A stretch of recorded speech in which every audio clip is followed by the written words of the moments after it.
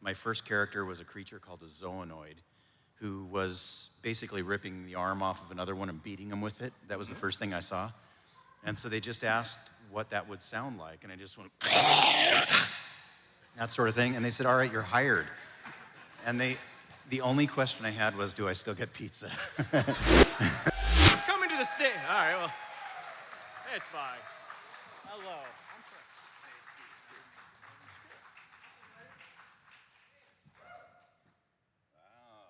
Game chair, too. Oh, this yeah. is nice. Hi, everybody. Thank you for being here. Yeah, thank you for attending. This is your first TooManyGames, right? I think so. I don't know. I do so many cons, I don't know what they're called. I don't even know what city I'm in, so. But yeah, how has your experience been here so far? Great. The people are awesome. I haven't eaten all your food yet, but that is my goal. So, yeah. Yeah, I mean, it's Wawa, it's across the street. And then, have you tried the funnel cake?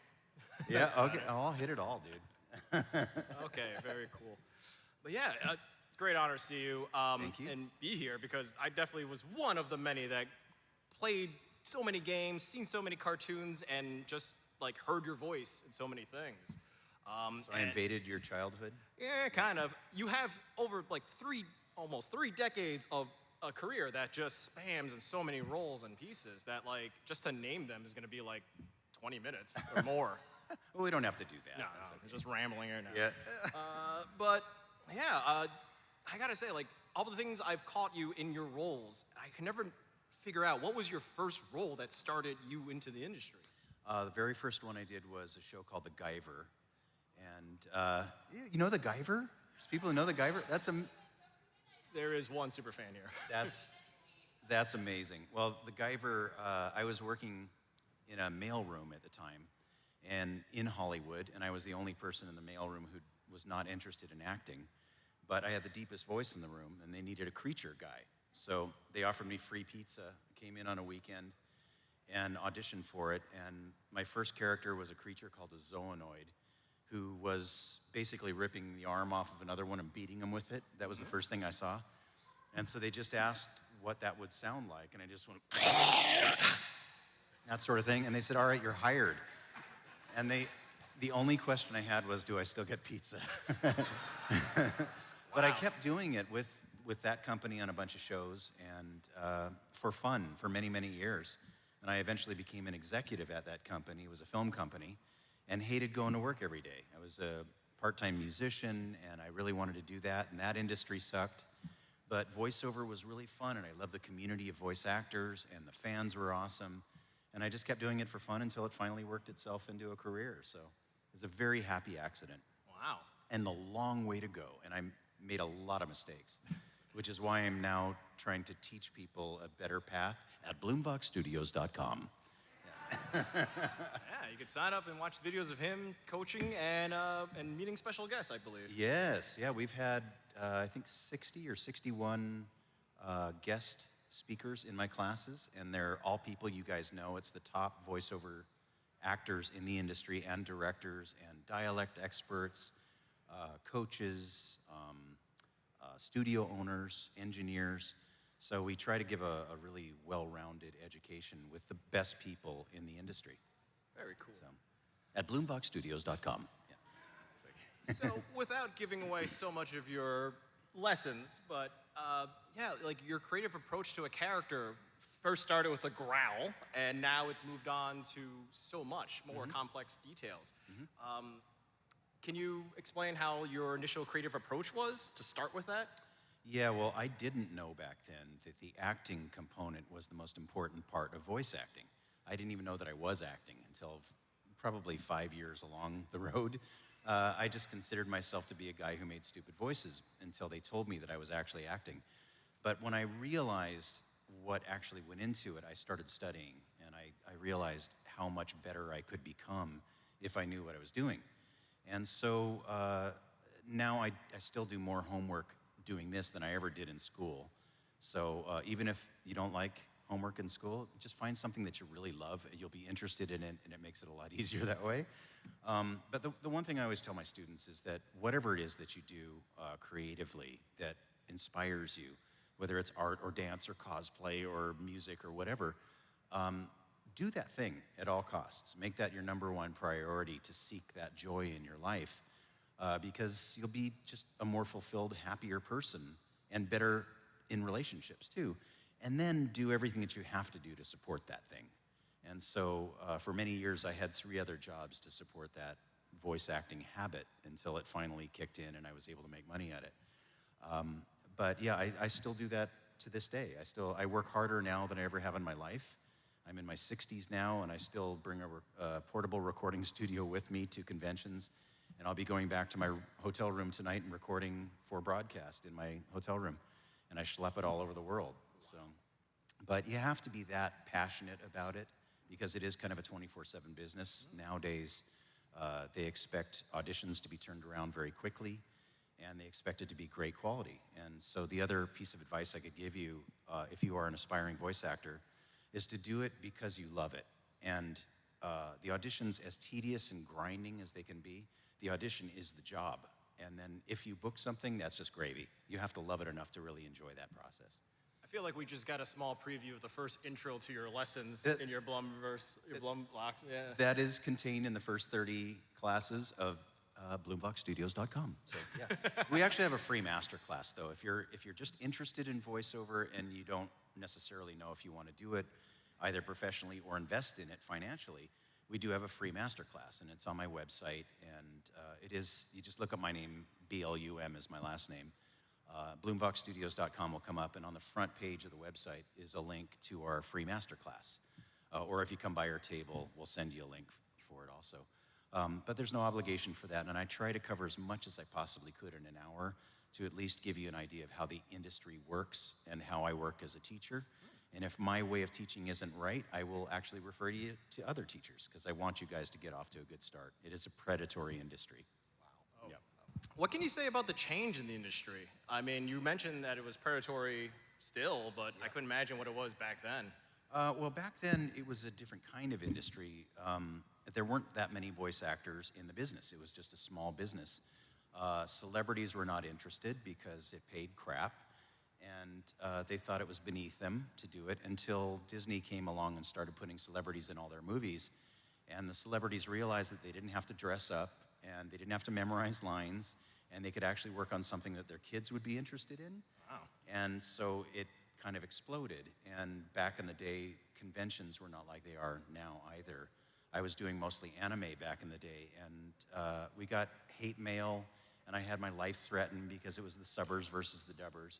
So the industry has grown up a lot. People got used to anime and video games as being viable mediums for friendships to develop remotely, which is kind of amazing. All over the world, people, you guys know as gamers, you make friendships from all over the world, and you come to conventions, and even if you like only the weird stuff that everybody gives you crap about in your normal life, you come here, and we all speak the same language, and it's a community of acceptance and inclusivity, and it's just amazing to be part of that. So those are the good things that have happened in the industry. We have problems now with AI creeping in, and we're fighting that and trying to get language written into our contracts to protect us against that.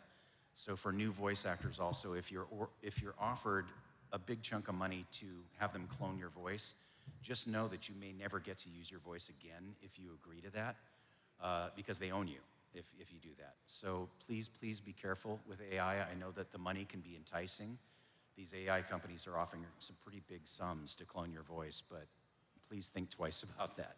So those are the main big changes. Wow. Yeah, AI is like still unknown, but definitely there should be regulations. It's amazing. It has incredible positive uses, but that is a nefarious use of the technology when they replace voice actors or on-camera people too.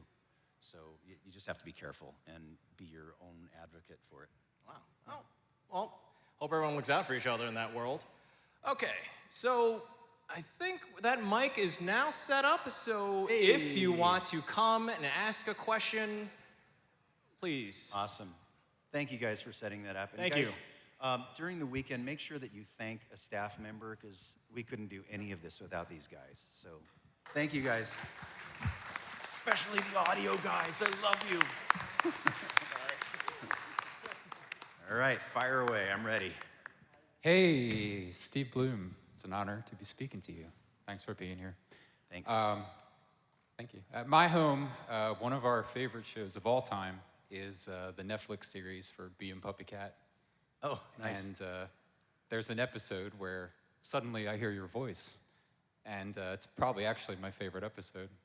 I was wondering if you could say anything about just the show, the episode, the character, something about how you got involved or anything at all about that experience. I think they hired me only because there was something about a space cowboy. Basically. Yeah, I auditioned for it like everything else. I auditioned from home, and they gave me a few lines to read, and then I get the call from my agent that I booked it, and I haven't seen the show, and I don't really remember what I did on it, but I heard it's awesome. Check it out. It's a trip. Yeah, when I'm home for a little while, I will do that. I've been traveling a lot, so I just haven't had a chance to catch up on that stuff, but eventually I will. Thank you for watching, though. Absolutely. Have a good con. Thanks, you too. Hi. Hello. I made a commitment to ask you this question using my Starscream impressions, so... Hello, Steve. Starscream has always been my favorite Transformers character. So one Starscream to another, it is an honor to be in your presence. I must ask, what was your favorite part of voicing Starscream in Transformers Prime? The best part of voicing Starscream was working in that room with Frank Welker and Peter Cullen and Darren Norris and all of those crazy people. It was such an amazing room to work in. I've been a Transformers fan for a long time too, but to get to work with that caliber of actors was an incredible experience. We had so much fun in that room. It was hard to get anything done because we were cracking each other up. And also when, Peter Cullen and Frank Welker are in there, it's like a masterclass just watching those guys work. And Peter, especially, I knew Frank's work. I was a fan of Scooby-Doo and all of the bazillions of things he had done. And Peter, we had passed in the halls when we were working on Toonami back in the day. Peter was one of the main announcers for Toonami back in the day, but I didn't know him very well. The most incredible thing was to watch him walk into the room, and he's not a very large man. He's very slim and very well dressed and very proper old Hollywood look with the pencil mustache and very polite and very quiet. He would walk into the room and gently shake your hand and say, "Hello, how are you? I'm very happy to be here, very happy to know you." And then he'd clear his throat at the microphone because he's a smoker. "Okay, are you ready for me? Okay. Transform and roll out." And everybody in the room turned into an 8-year-old. And we all go, "Oh my God, it's Optimus Prime." It was the most uncanny thing. The rooms, the walls were flexing because of that voice. It was like the voice of God coming through. It was astonishing to get to work in that room. So that's really my favorite memory, is just watching the people do their thing. It was cool. All right, thank you. And Thank you. One more thing. Oh, hail Starscream. Yes, don't tell Megatron, though. And drink your Energon.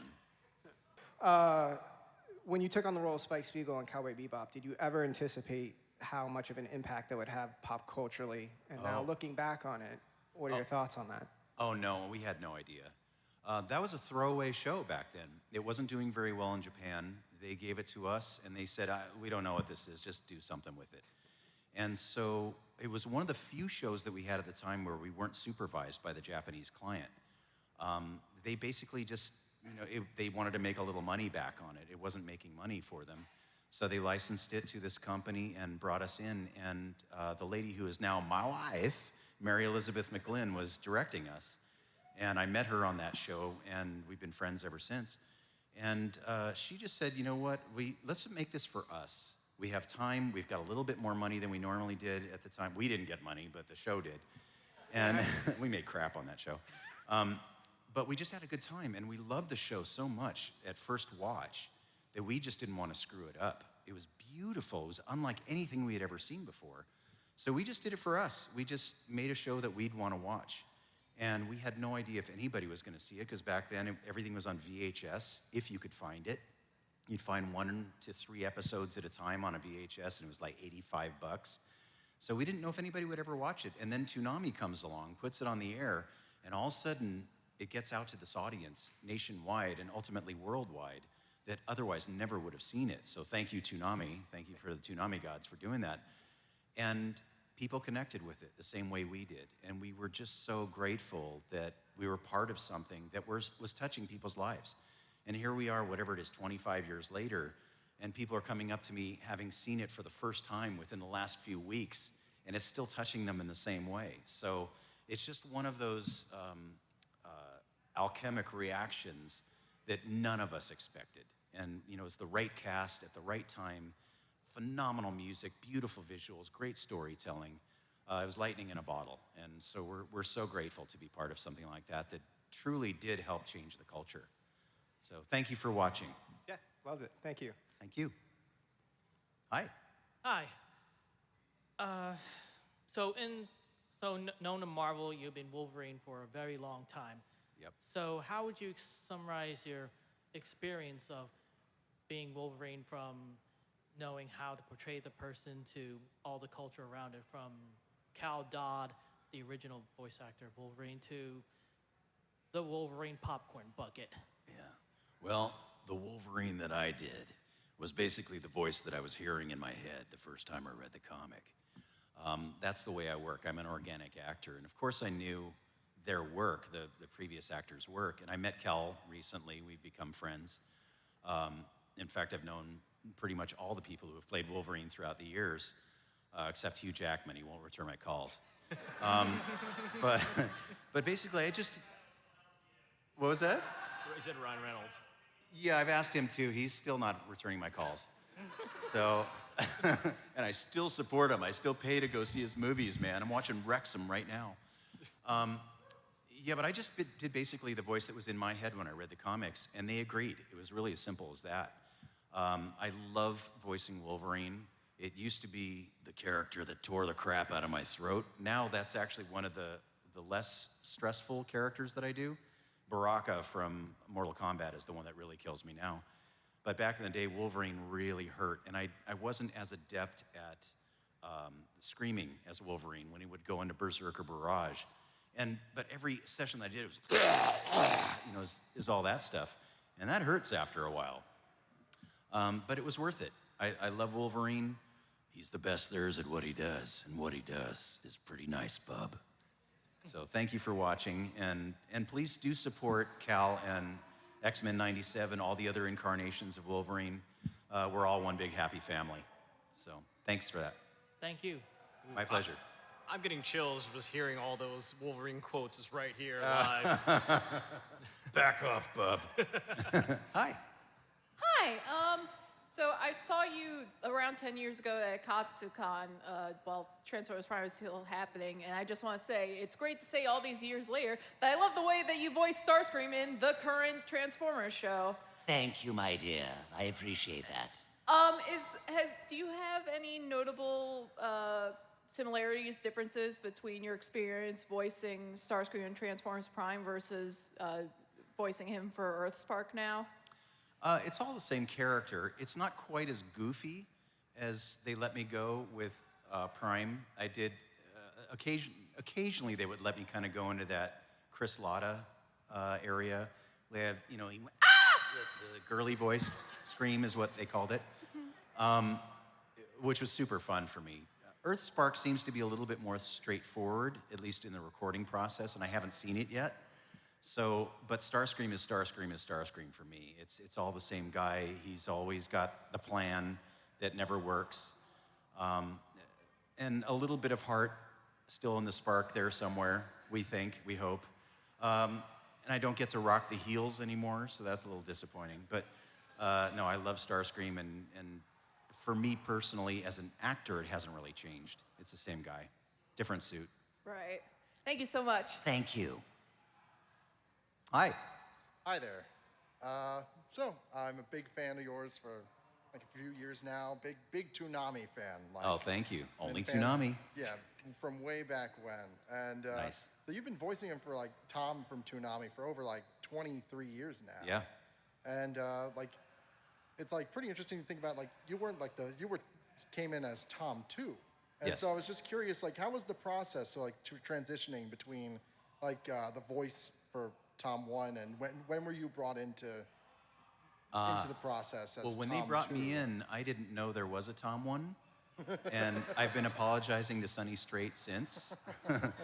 For those of you who don't know the Toonami saga, basically there was this alien that came in and ate the original Tom, and then they regenerated me out of that. And Tom has gone through several incarnations since then.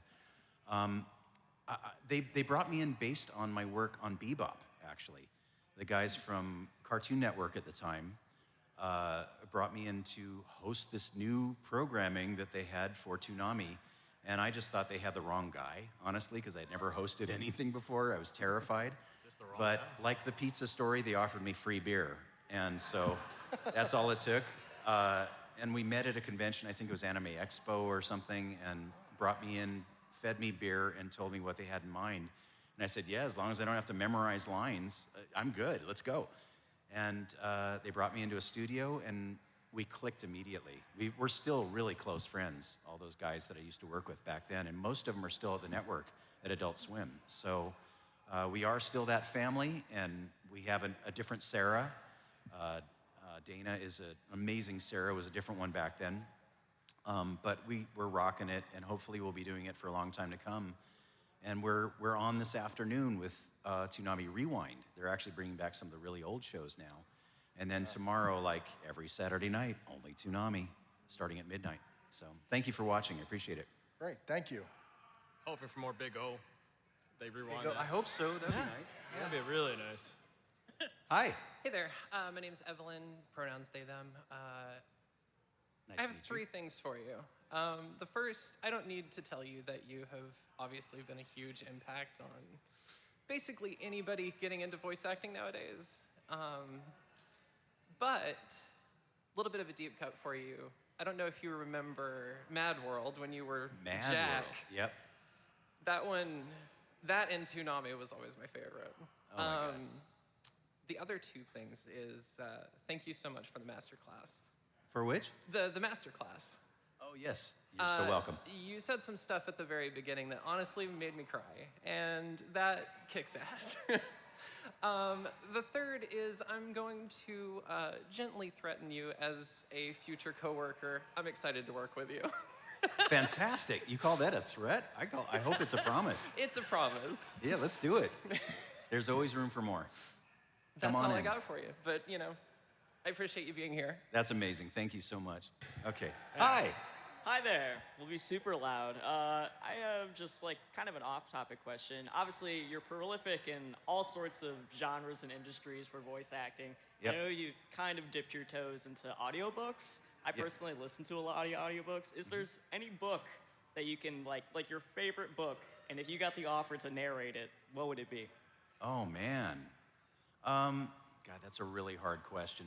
I don't do a lot of audiobooks only because it's so time-consuming. Right. And I can do 10 different projects in the same amount of time that I do an audiobook, and there are people that love it. My focus is not that great, so I can't sit there for 8 hours and read. So I don't know. I don't know what the answer to that question would be, except maybe children's books, because it's a shorter commitment. Okay. I mean, that's still a valid answer. I did one that was really fun years ago called Kashmir the Flying Camel. Yeah, that's like the one credit that you... Yeah, and Bryan Cranston was the narrator, and Colleen O'Shaughnessy, who's here, played all the female roles. I did all the male roles, so it was amazing. I don't think I can top that. I can't even think of a book that I'd want to read. Okay. Yeah, I don't know. It's not really my thing. There are people who crave that. Yeah, so. there's a lot of people who have, hundreds of titles underneath their name. It's all that they do. But Yeah, I love Chuck their own. Wendig's books. I don't know if Okay, you know yeah. Chuck Wendig. I've been listening to a lot of his audiobooks, but he's got good people doing it. And his books are also 14 hours long, so that's way beyond my ability to hang in there. Well, cool. Thanks for your answer. Thank you. Hi. Hey. Thanks for coming back to Philly. Of course, thanks for having me. Oh, awesome. Yeah. My question is, what is your advice for self-criticism, especially when like practicing or like trying to improve your voice by yourself? Self-criticism? Yeah, I mean, yeah, just like just to try to not with a group, because I think it is better with a group, but like when you're like just by yourself trying to practice like what would you say is like a way to like kind of create that healthy like mindset? Like, okay, this sounds good, this sounds bad. Oh, Just just to break it down? Yeah. That takes time. The short answer to that is you have to be patient. I used to hate my voice. I hated the sound of my own voice. One of the first classes that I did at BlumvoxStudios.com was called Making Friends with Your Voice. Because your voice is coming out of you and projected out into the world. It actually sounds different to people on the other end than it does to your own ear. So what I would recommend is record yourself a lot. Read anything. Pick up anything you can find and read it. And try to get the enunciation together, but most importantly, try to get an authentic performance, whether it's commercial, narration, instructional, cartoon copy, video game copy. If you believe it, your audience will believe it too.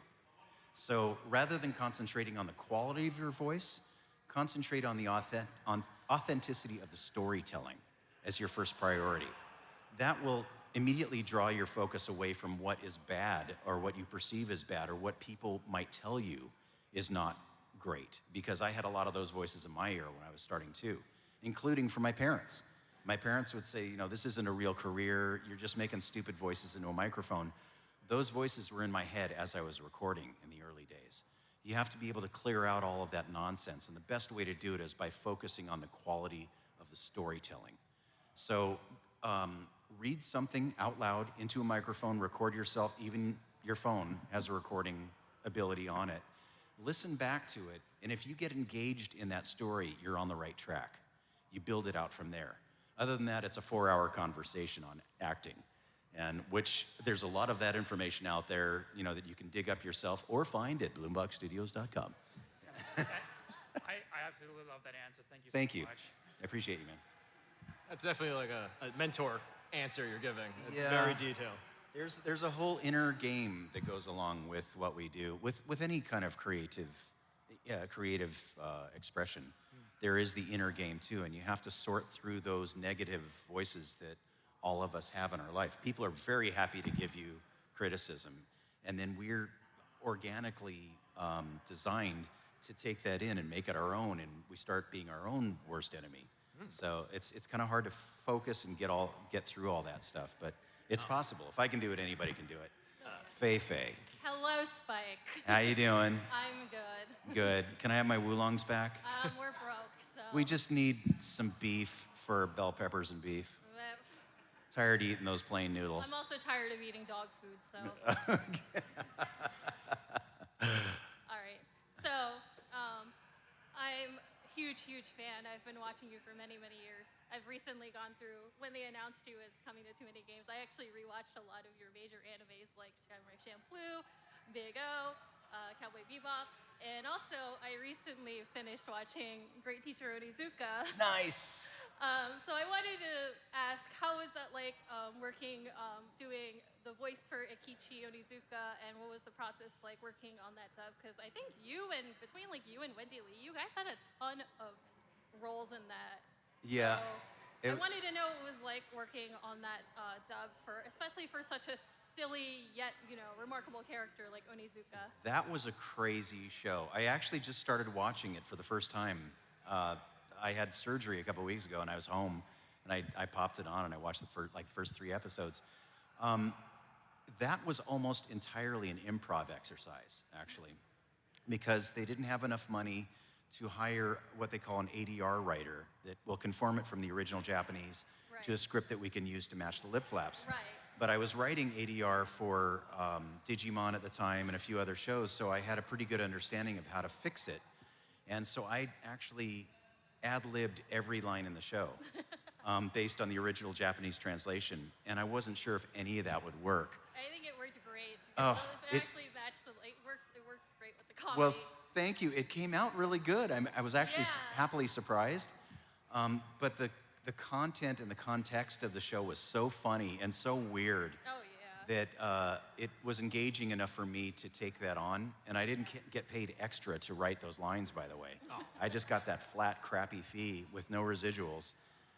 But it was such a fun challenge to do that. And as I think for all of you actors out there, you kind of crave the challenge.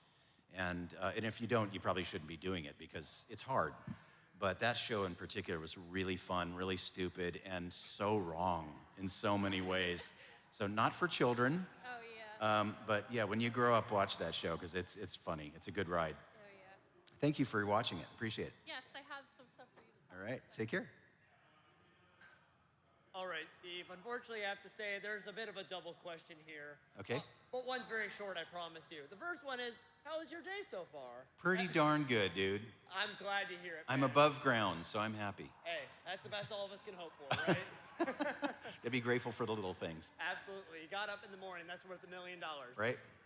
The second question, what is, and this can be in any way, shape, or form that you determine, what was your favorite role that you've done so far from any game, anime, really anything, whether it was the most fun, you know, whether your delivery, you felt it was the best, or you had the most fun doing it, etc., you know? Well, like my answer before with Transformers, it's all about the people for me, the people that I work with. So my best memories are really in the studio with my friends. And we're all working remote now. I live in Hawaii, and I don't get to go into the studio at all anymore to see anybody. It's a good problem. It's a really good problem. But I do miss that camaraderie in the studio. And fortunately, I got to meet most of the people who are still working today back in the day when we were together. So I think it was probably the cast recordings that are my favorite memories. Even shows like Superhero Squad, it was sort of a silly show, but I got to work with Stan Lee on that show. It was crazy. He was the mayor of Superhero City, Excelsior. And watching these masters do their thing as a fan was the most inspiring thing for me. Working with guys like D. Bradley Baker, who's the master of creature voices, he and Frank Welker, because I started in creature voices, that was my initial inspiration and gateway into the industry. So anytime I get to work with those guys is incredible. Working on a show like Box Trolls, I don't know if you guys saw that movie, but D. Bradley Baker and I got to create the voices and a language for that movie. Ooh. If you haven't seen it, it's a Leica production.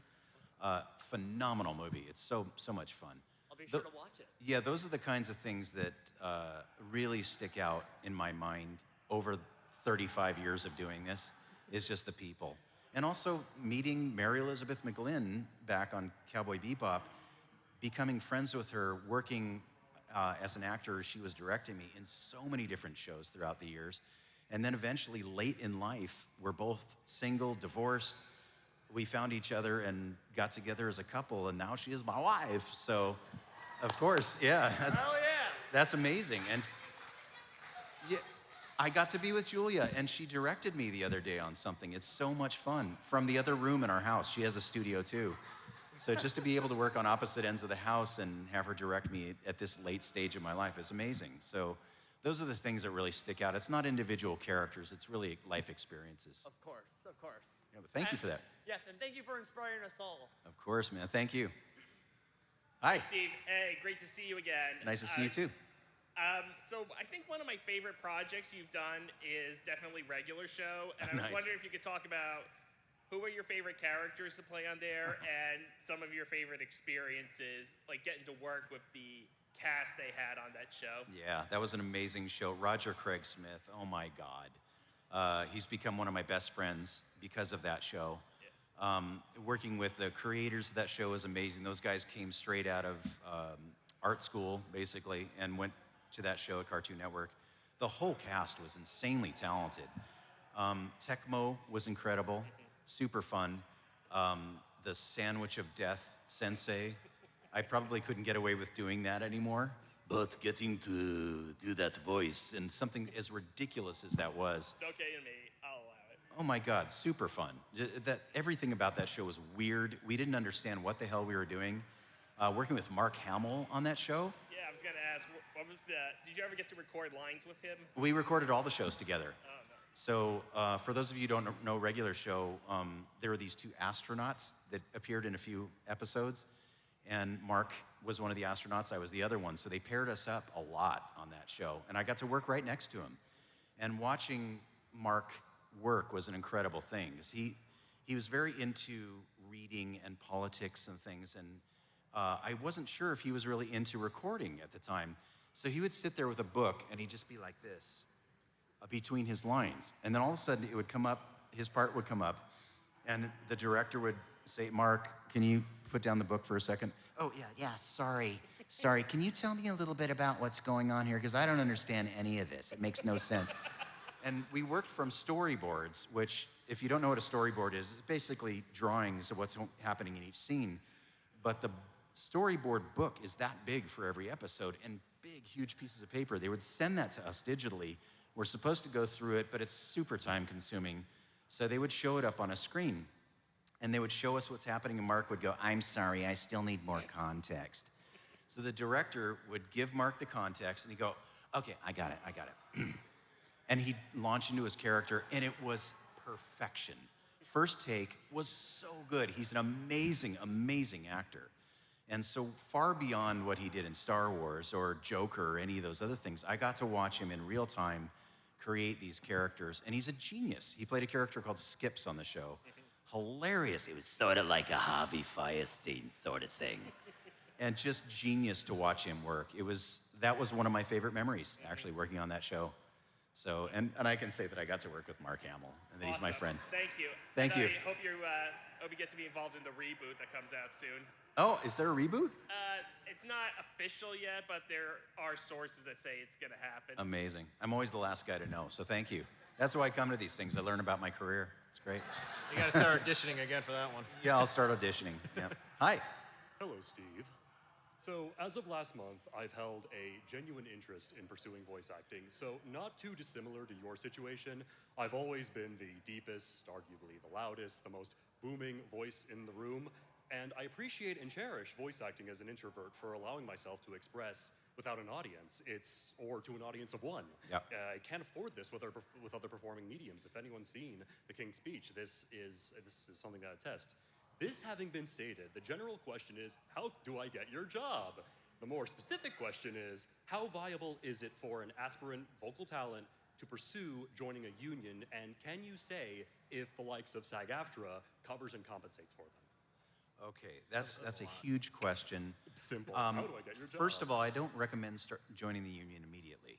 Okay. I recommend that you do all the non-union work that you can in the beginning, because it's a very big financial commitment.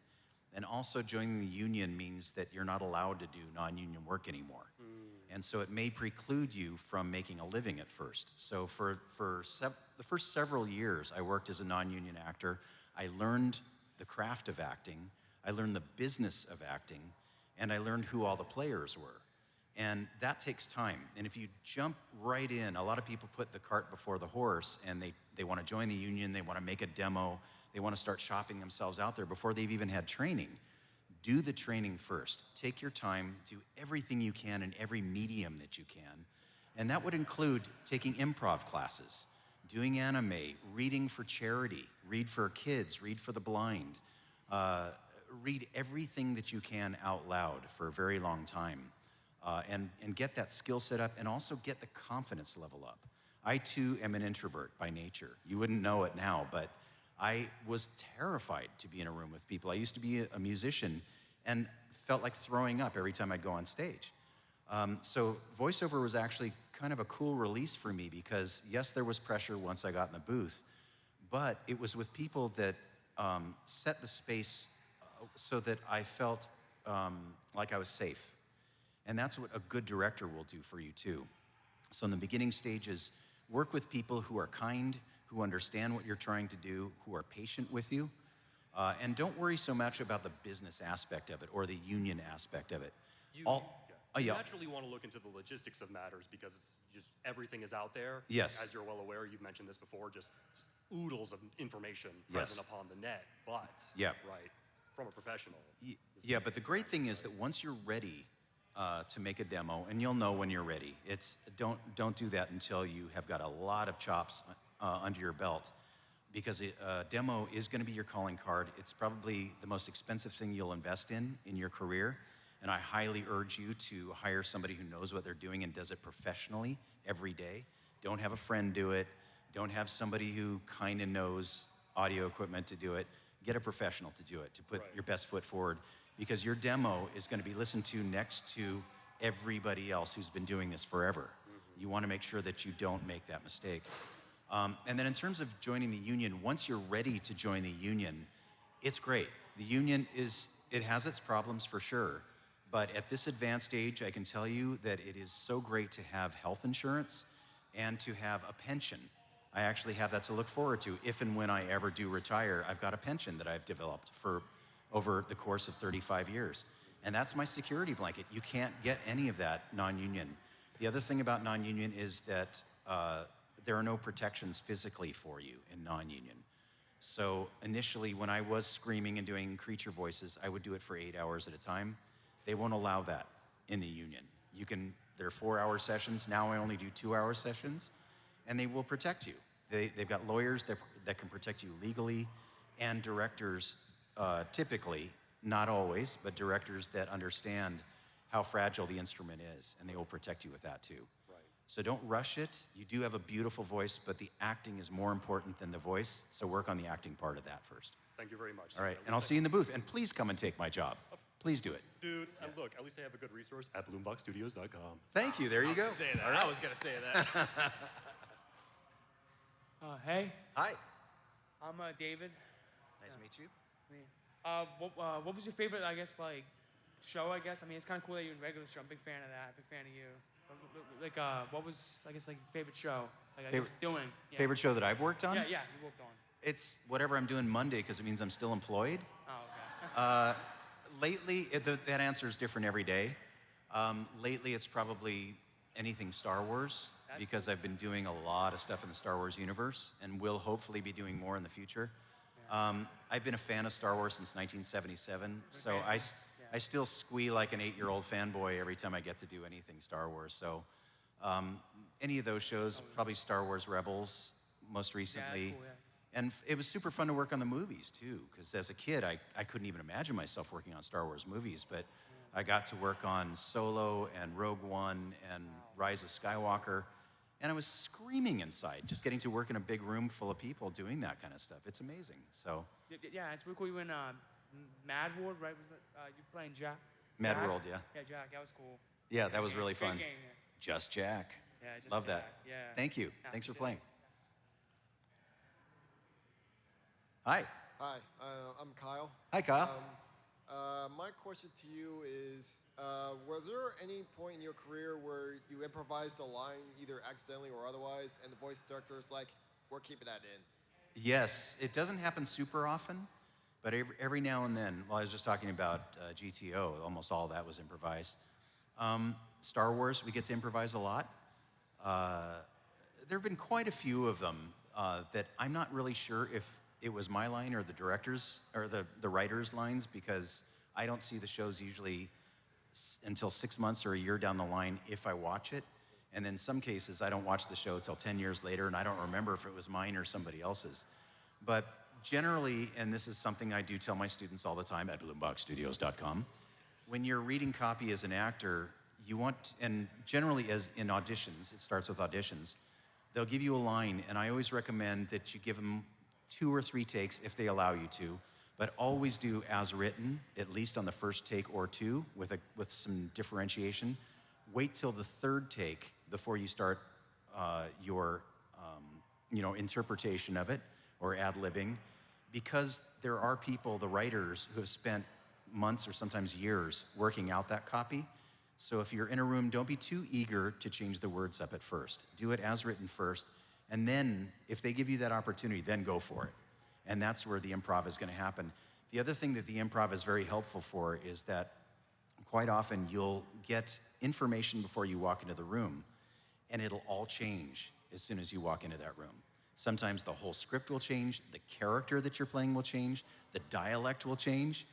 I can't tell you how many times I've practiced a dialect the night before, and I walk in and they change it up.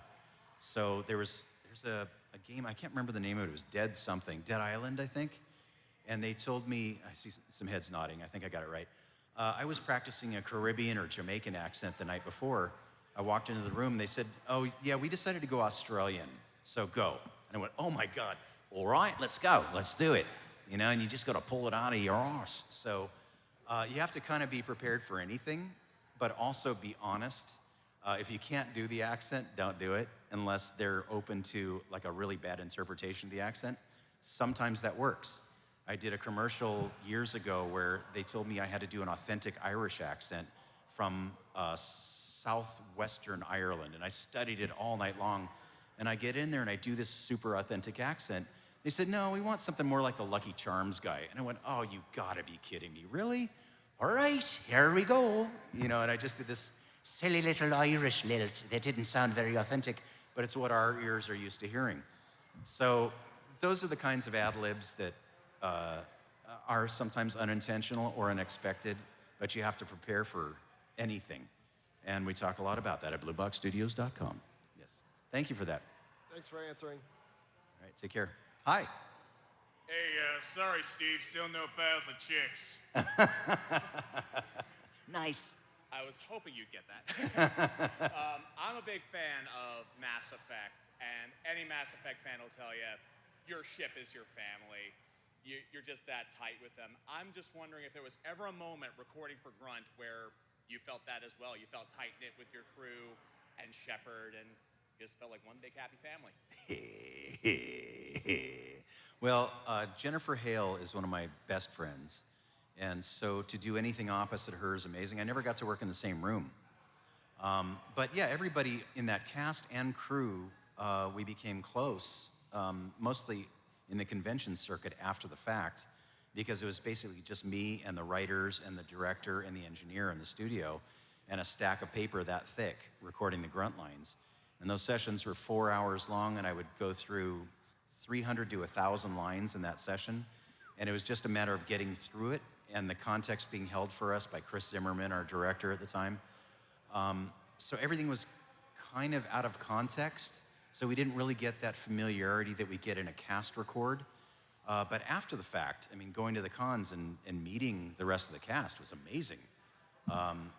So yeah, the family thing came later with that show, like most shows that I worked on.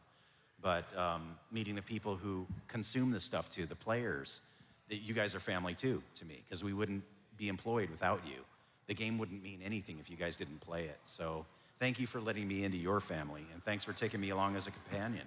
Absolutely, and Renegade for life. Awesome. Thanks, Shepard. Hi. Hey there, Mr. Blum. I just wanted to say it is an honor to meet you. I Thank grew you. up, with many of the shows that you voiced in. One of my favorite shows, Spectacular Spider-Man. You were the voice of the Green Goblin. Nice. And of course, we know that show was unfortunately canceled. It should have, gotten the 5 seasons it deserved. I just wanted to say, with all the people over the years who are still hyping it up and want it to come back, would you be willing, rejoin that show and just have fun with it? And another question would be, what was your favorite, line or moment from the show? The short answer is yes. I loved that show, and I love Green Goblin, one of my favorite villains of all time. And what they let me do on that show was crazy, and it's what I heard in my head for many years. I don't remember much from the show. It's been many years since I've seen it, but the line that sort of remember is, "We all wear masks, Spider-Man, but which one is real? The one that, the one that's on your face, or the one that is your face?" Yeah. Something like that. Yeah, that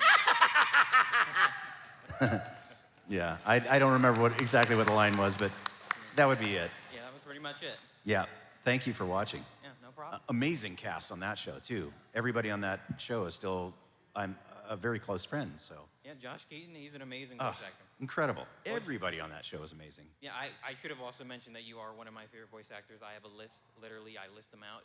I know people, they generally think of actors and their favorite actors, but voice actors, to me, just growing up watching so many cartoons, you are one of my favorite. Thank you, I appreciate it. Watch out for that spider. Hi. Hello again, Steve. Hi. Once again, love your work, all that stuff. Thank you. I'm curious.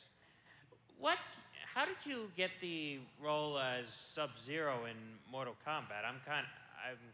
Was kind of surprised. It was like a really dramatic shift from the guy from 9. I wonder, how'd you get it? I auditioned for it at home, as most things come across. My agent sends me an email with the audition sides in it. I audition from home, hope for the best. and forgot about it, like I tell my students to do, because you have to let the auditions go. And I didn't hear anything back for a little while.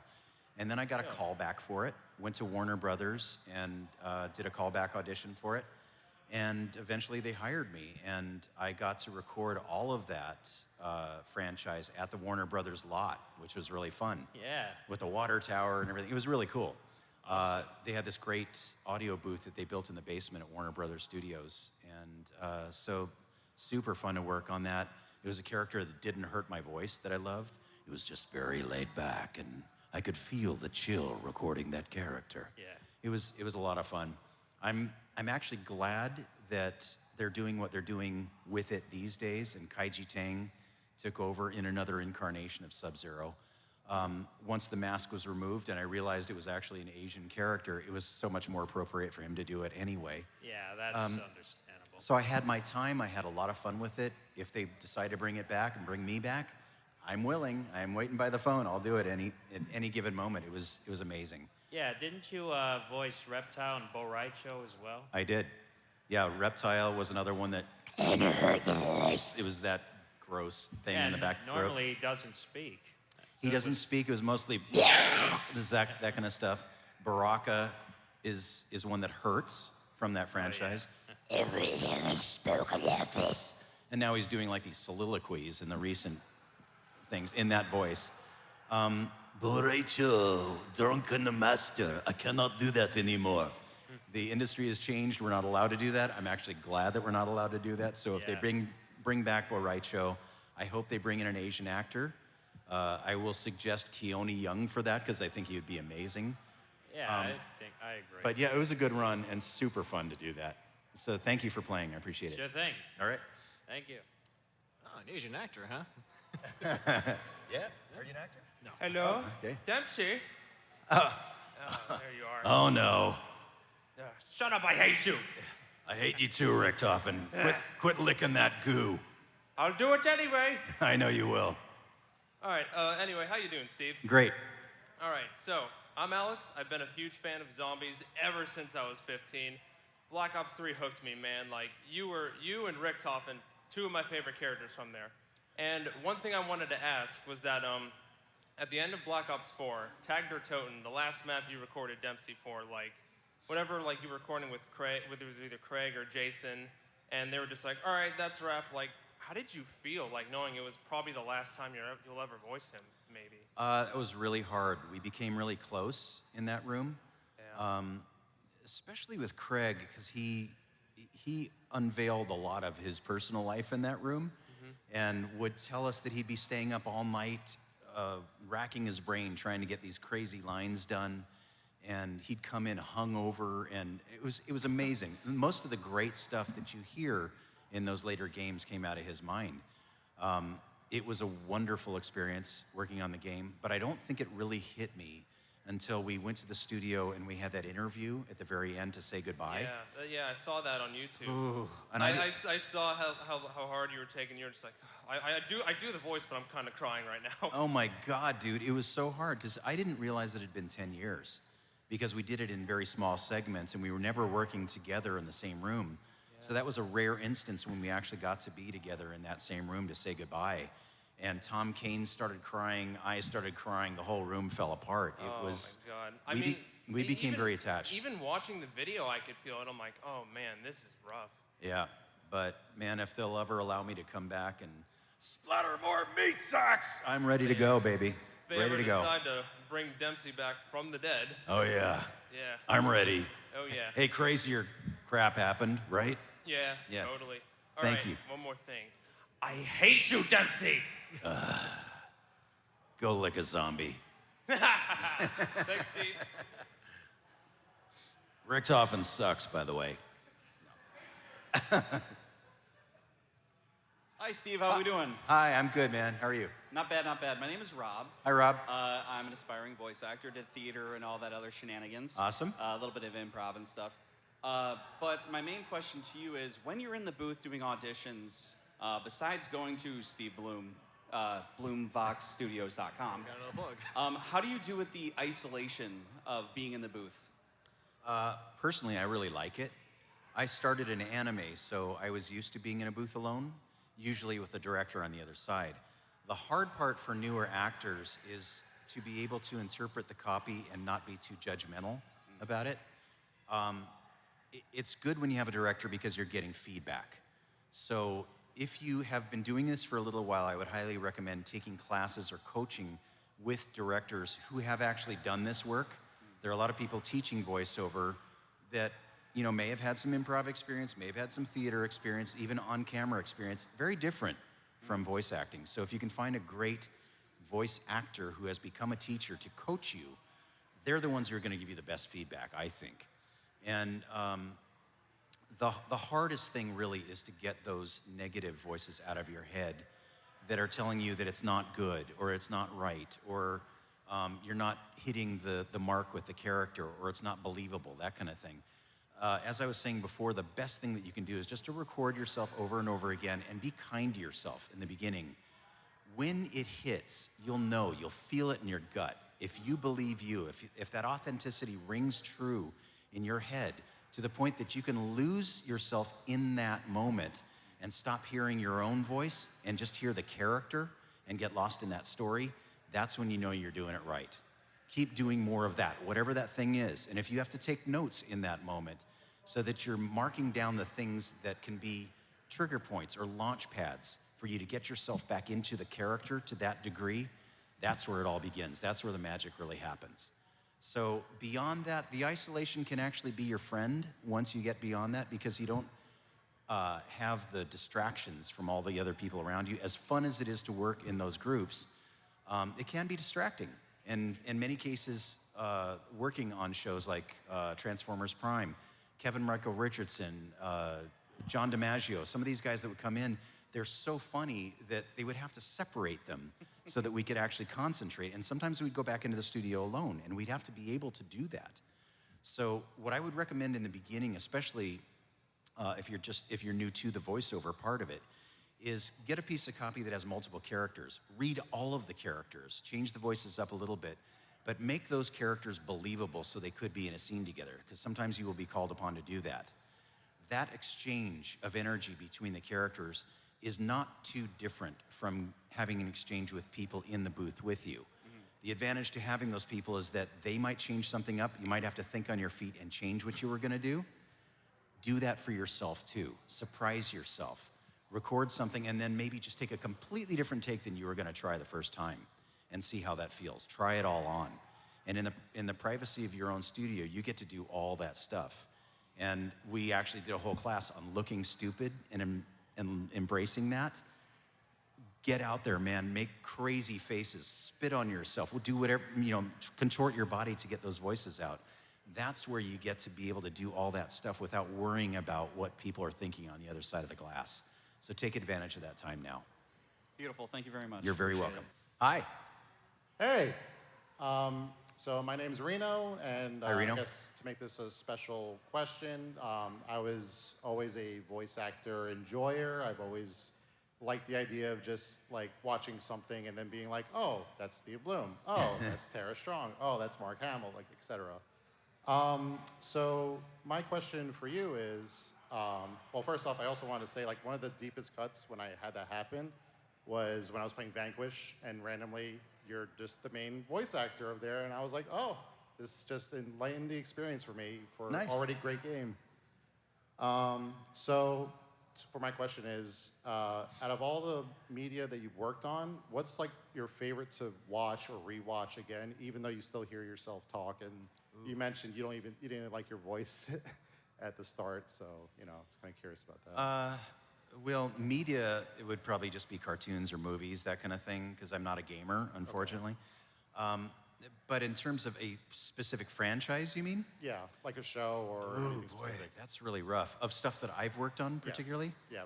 Yep. Ooh, probably again Star Wars. I would probably go back to Star Wars just because as a kid, I was 17 years old when the first Star Wars movie came out. And so that was, it holds a really special place in my heart. I know that you guys have certain shows that really touched you, and it helped me through a really rough time.